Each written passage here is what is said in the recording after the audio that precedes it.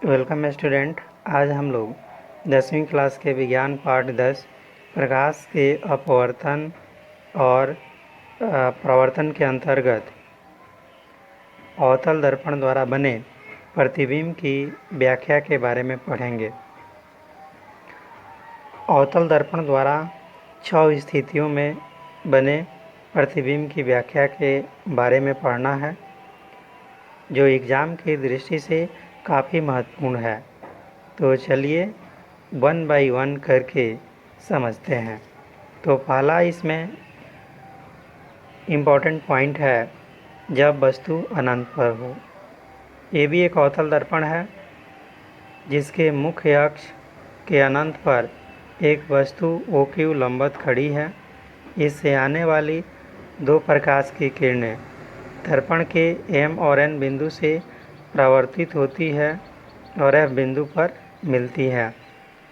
तो आप जानते हैं कि परावर्तित किरणें जिस बिंदु पर मिलती है वहीं वस्तु का प्रतिबिंब बनता है। तो हम कह सकते हैं इसमें वस्तु का प्रतिबिंब फोकस बिंदु F पर बनता है। चूँकि परावर्तित किरणें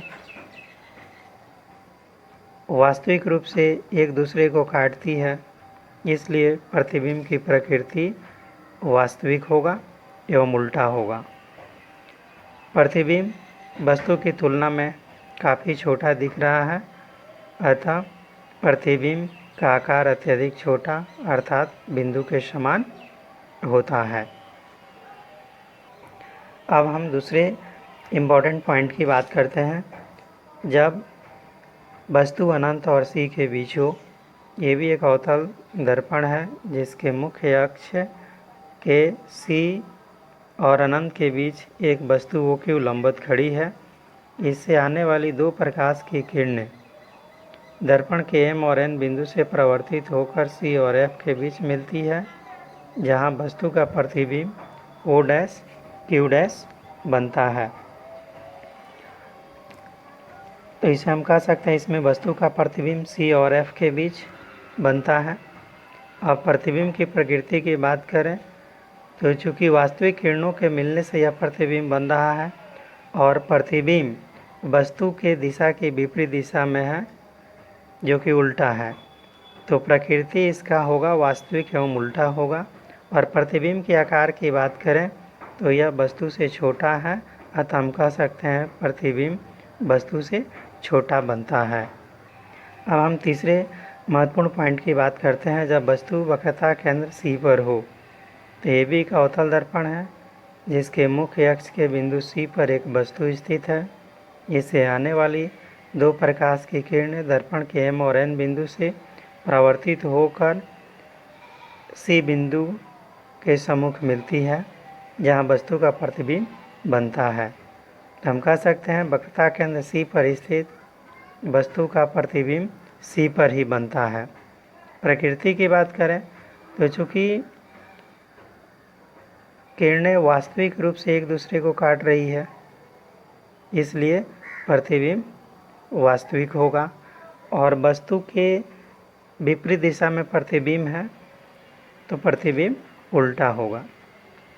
अब प्रतिबिंब के आकार की अगर बात करें तो वस्तु के बराबर ही प्रतिबिंब है, अतः हम कह सकते हैं वस्तु के बराबर प्रतिबिंब बनता है।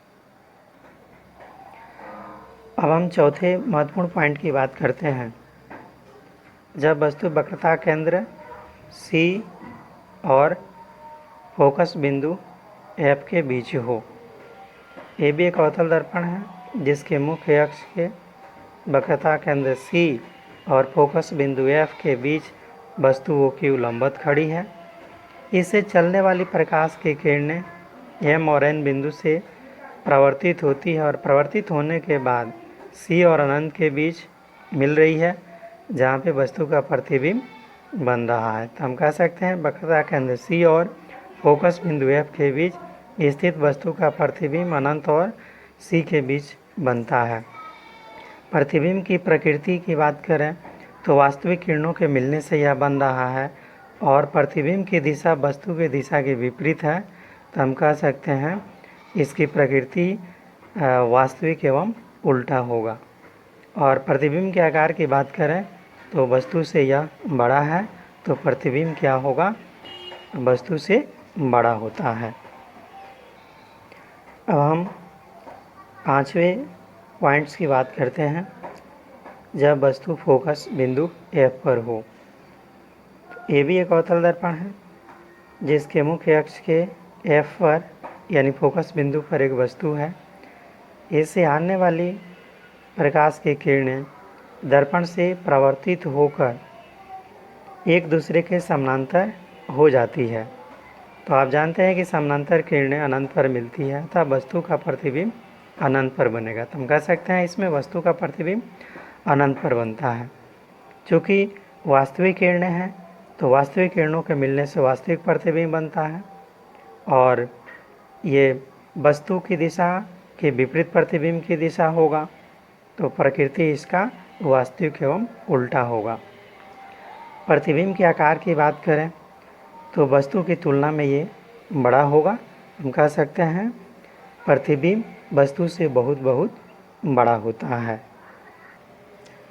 अब अंतिम पॉइंट है, जब वस्तु F और P के बीच हो।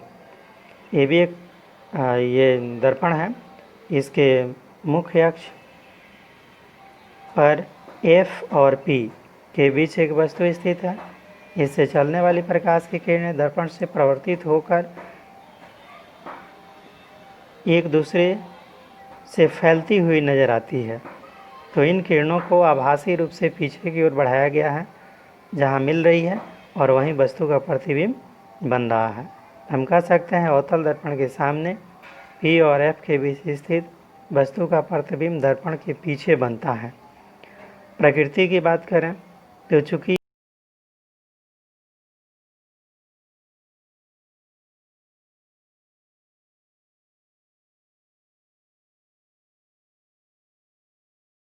क्या होगा, और प्रतिबिंब के आकार की बात करें तो वस्तु की तुलना में ये बड़ा है, तो हम कह सकते हैं प्रतिबिंब वस्तु से बड़ा होता है। आशा करते हैं कि यह वीडियो समझ में आया होगा। यदि अच्छा लगा होगा तो एक लाइक करें और चैनल को सब्सक्राइब करें, ताकि अगला वीडियो का नोटिफिकेशन आपको मिल सके। धन्यवाद।